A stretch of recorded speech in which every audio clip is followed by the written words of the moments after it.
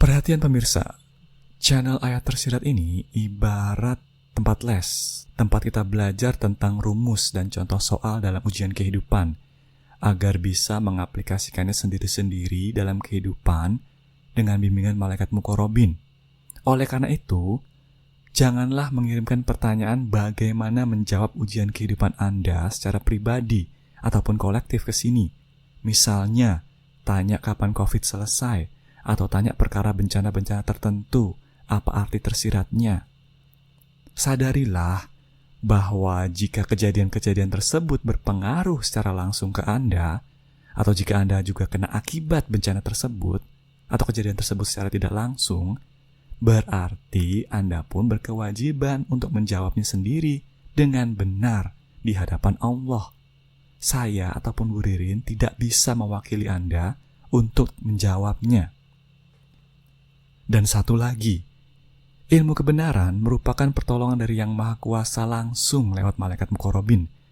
Ilmu-ilmu yang dicontohkan dan dijelaskan di sini merupakan sesuatu yang kalau tanpa bantuan malaikat muqarrabin, ribuan tahun bertapa pun, puasa sampai tewas pun, hafal segala macam kitab pun, tidak akan pernah bisa dilaksanakan dengan benar.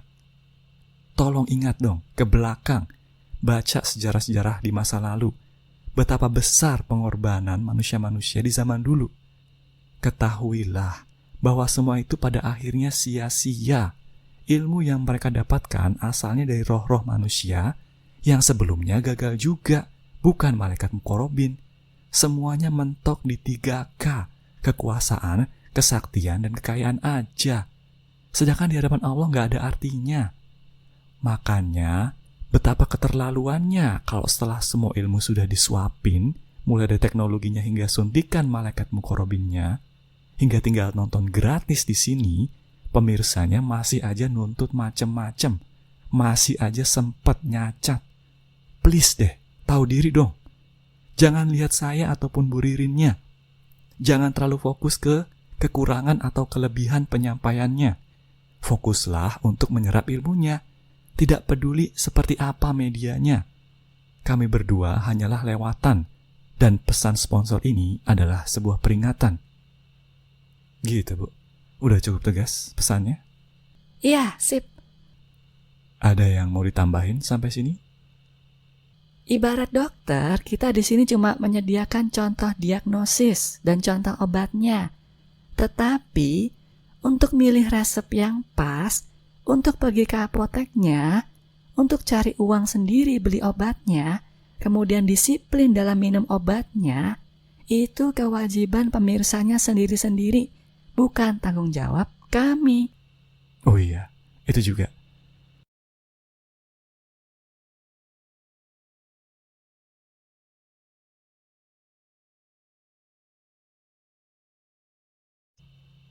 Ini adalah rumus terbaru perkara rentang kodrat irodat. Iya. Ini juga sama dengan sebelumnya. Hanyalah penyederhanaan dari kondisi yang sesungguhnya. Rumus yang didesain untuk memudahkan manusia membedakan kedudukan di hadapan Allah dengan kedudukan di hadapan sesama manusia. Betul. Dengan memahami rumus sederhana ini, harapannya siapapun bisa lebih mudah membedakan mana yang irodat, mana yang kodrat internal, dan mana yang kodrat eksternal. Ketiga hal ini berpengaruh terhadap pencapaian atau kedudukan manusia. Dengan membedakannya, manusia akan lebih mudah melepaskan hak-hak prerogatif Allah yang terlanjur dipakai ketika diuji dalam kehidupan, yaitu bukan sekedar meningkatkan status, bukan berusaha mengubah kodrat internal, bukan pula berusaha mengubah kodrat eksternal, melainkan dengan berusaha membersihkan irodatnya. Iya, Bu. Di rumus ini, kedudukan di hadapan sesama manusia letaknya di sini, status. Sementara kedudukan di hadapan Allah letaknya di sini, irodat, tetapi yang relatif bersih dari nafsu. Minimal 75% fitrah, maksimal 90%. Betul. Pertanyaan selanjutnya adalah, apa hubungan hal ini dengan perkara ciri-ciri? Hubungannya begini, Bu. Ciri-ciri atau tanda-tanda sebagaimana yang telah kita bahas sebelumnya, dalam rumus ini posisinya masih berupa status yang belum ketahuan juga berapa irodatnya, berapa kodrat internalnya, berapa kodrat eksternalnya. Misalnya, pertanyaan semacam ini, Bu. Apa ciri-ciri orang beriman? Katakanlah sebagai contoh, dalam agama Islam jawabannya adalah mereka yang melaksanakan rukun iman. Sebagai berikut, kita ambil salah satu, iman kepada Allah misalnya. Oke. Pertanyaan selanjutnya adalah, bagaimana sih sebenarnya kita melaksanakan rukun iman nomor 1 ini? Apa ciri-cirinya? Kalau kita tanya ke orang yang berbeda, tentu jawabannya ada yang sama, ada yang beda. Betul. Misalnya seperti ini, Bu.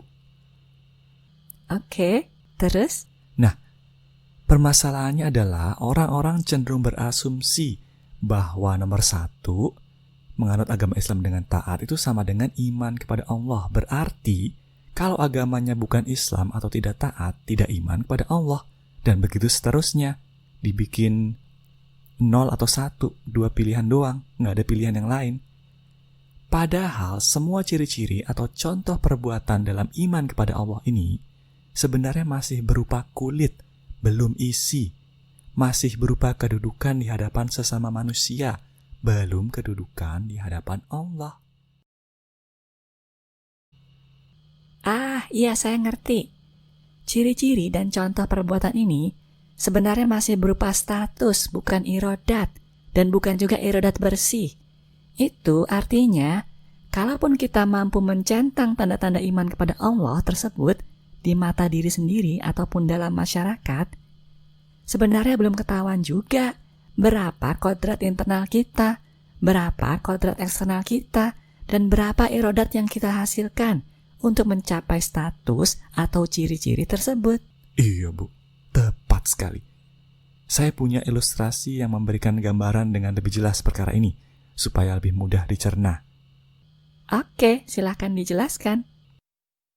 Ini merupakan upgrade dari rumus kodrat irodat yang sebelumnya. Oh, ada upgrade lagi? Iya, Bu. Supaya lebih mencerminkan kondisi sesungguhnya. Jadi, bagi pemirsa yang belum mengerti rumus ini, silakan mengacu pada video Hijrah Kurikulum 10, Pilihan Hidup, yang berbicara perkara kodrat dan irodat. Betul. Harus ditonton lagi video-video sebelumnya kalau belum mengerti. Gimana rumus barunya? Kalau sebelumnya kan seperti ini. Ya. Sekarang menjadi seperti ini, Bu. Apa signifikansi dari perubahan rumus ini ya? Signifikansi tersebut dapat digambarkan dalam ilustrasi berikut ini, Bu. Katakanlah ada seorang manusia di dunia ini, namanya Lulu. Lulu lagi. Lulu hidup di dalam lingkungan menghadapi berbagai tantangan kehidupan. Setelah 20 tahun berkecimpung dalam kehidupan bermasyarakat, Lulu diakui sebagai penganut agama Islam yang taat dalam masyarakatnya. Dengan kata lain, Lulu akhirnya mencapai status atau ciri-ciri menganut agama Islam dengan taat sebagaimana contoh yang tadi. Iya. Kalau hal ini kita masukkan rumus yang baru, kita tahu bahwa status atau ciri Lulu dapat tercapai setelah 20 tahun. Kamu mengubah sebuah kualitas manusia taat beragama menjadi kuantitas lama menganut agamanya ya? Ini karena rumus kamu itu harus dalam bentuk angka. Iya, Bu. Ini 20 tahun ini cuma angka acak aja, random. Sebagai acuan, kita bisa pakai angka berapa aja sebenarnya. 15, 10, atau bahkan 50 tahun. Oke, ngerti. Ini cuma sebagai contoh, terus? Nah, seperti yang saya sebutkan sebelumnya, dalam kasus ini manusia cenderung beranggapan bahwa setelah Lulu menganut agama Islam selama 20 tahun misalnya dengan taat, maka Lulu sudah pasti beriman kepada Allah, sudah pasti memenuhi rukun iman pertama. Benar nggak, Bu? Betul. Padahal belum tentu. Iya, padahal angka 20 tahun tersebut hanyalah kedudukan di hadapan sesama manusia, belum kedudukan di hadapan Allah. Iya. Pertanyaan selanjutnya adalah bagaimana kedudukan Lulu sesungguhnya di hadapan Allah? Iya, Bu. Dan untuk menjawab pertanyaan tersebut, kita harus cari tahu berapa irodat Lulu yang sesungguhnya. Karena angka 20 tahun ini masih berupa status atau ciri sebenarnya, bukan irodat. Betul. Tetapi untuk mencari tahu irodat Lulu yang sesungguhnya, sebelumnya kita harus cari tahu terlebih dahulu apa aja kodrat internal dan kodrat eksternal yang mempengaruhi pencapaian status Islam taat tersebut, dan berapa angka masing-masing kodrat internal dan kodrat eksternal tersebut yang sesungguhnya.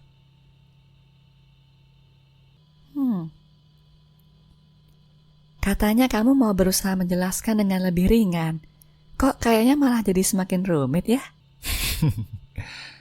Sekarang kedengaran rumit, Bu, tapi nanti kalau udah ngerti contohnya, saya yakin pemirsa akan langsung bisa menerapkannya dalam berbagai macam situasi. Pasti. Oh ya? Mungkin. Semoga. Oke, semoga aja. Terus? Nah, karena kita pengen tahu berapa irodat manusia sebenarnya bermodalkan statusnya, maka rumus terbaru tadi harus kita modifikasi sedikit.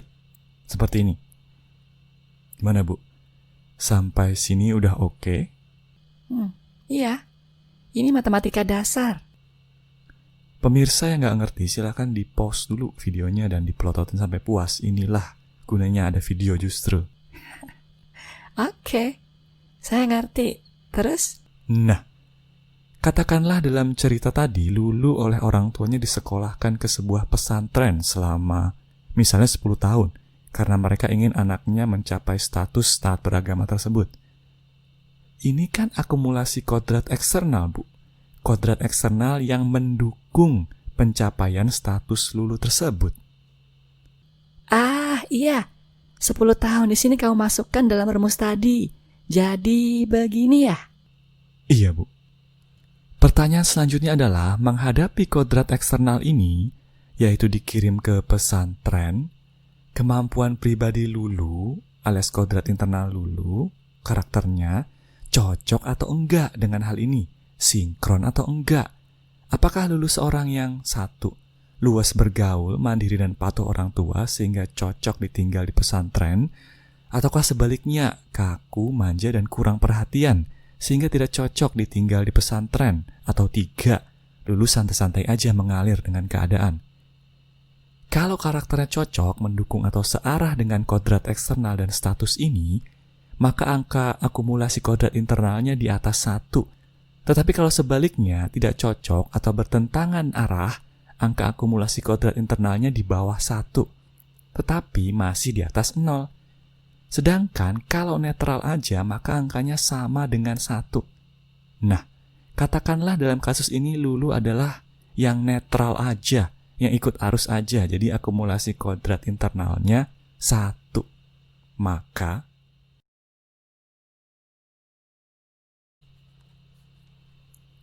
kesimpulannya, meskipun Lulu mencapai status atau ciri-ciri taat beragama setelah 20 tahun menganut agama Islam, kenyataannya irodat Lulu yang sebenarnya hanyalah 10 tahun. Mengapa cuma segitu? Karena kebetulan Lulu mendapatkan kodrat eksternal yang searah dengan status tersebut. Ibarat berada di atas sungai yang mengalir ke arah yang sama dengan status yang kita kejar. Dan kemudian selama di atas sungai tersebut, Lulu netral. Setelah sampai di hilir sungai, ketika udah habis airnya, baru Lulu mulai berjalan sendiri selama 10 tahun dengan kecepatan yang sama dengan kecepatan arus sungai tadi. Makanya irodat sebenarnya adalah 10 tahun ketika jalan doang. ketika di atas sungai nggak berenang. Bukan 20 tahun jadinya. Iya. Pas di sungai diam aja, santai. Nggak berenang ataupun mendayung. Setelah sungainya habis, baru mulai keluar energi. Baru keluar irodat. Dan kecepatan jalannya sama dengan sungainya. Satu juga. Mulai kebayang sekarang. Bagaimana kalau kasusnya beda? Kasus 2. Katakanlah Lulu sama sekali nggak cocok di pesantren, tidak suka dengan ajaran agama yang diajarkan di sana, kurikulumnya, sehingga akumulasi kodrat internalnya cuma 0,7. Maka, kesimpulannya, meskipun akumulasi kodrat eksternalnya sama, tinggal di pesantren selama 10 tahun, status juga sama pada akhirnya bisa tercapai setelah 20 tahun. Dalam kasus 2, setiap hari Lulu harus keluar irodat ekstra karena ia sama sekali nggak cocok hidup di lingkungan pesantren. Ia tidak suka dengan pendidikan dan kehidupan di pesantrennya. Ya, kasus 1 Lulu ikut arus. Sedangkan kasus 2 ketika terseret arus sungai ke hilir, arus sungai pendidikan pesantren, Lulu tidak suka dengan sungai tersebut sehingga ia berusaha berenang atau mendayung melawan arus setiap harinya selama 10 tahun. Setelah sungainya habis, dia juga kemudian jalan sendiri selama 10 tahun. Tetapi, karena dia sebenarnya nggak suka dengan arah sungainya, arah jalannya, kecepatan jalannya pun lebih lambat dibandingkan kasus 1 ketika Lulu netral. Sekarang cuma 0,7. Makanya, meskipun sama statusnya 20 tahun, Lulu nomor 2 menghabiskan lebih banyak energi dalam mencapai status tersebut dibandingkan Lulu 1. Gitu ya? Iya, Bu. Berikutnya, kasus 3. Katakanlah Lulu tidak dikirim ke pesantren tetapi dibimbing sendiri oleh kedua orang tuanya mengenai ketaatan beragama. Tetapi karena tidak seketat di pesantren, pendidikannya meskipun searah juga masih dengan status taat beragama, akumulasi kodrat eksternalnya hanya 3 tahun setelah ditotal. Untungnya, Lulu justru sangat suka diajari orang tuanya, sangat suka dengan kurikulum pendidikan orang tuanya. Jadi kodrat internalnya tinggi, misalnya 1,5, maka seperti ini jadinya.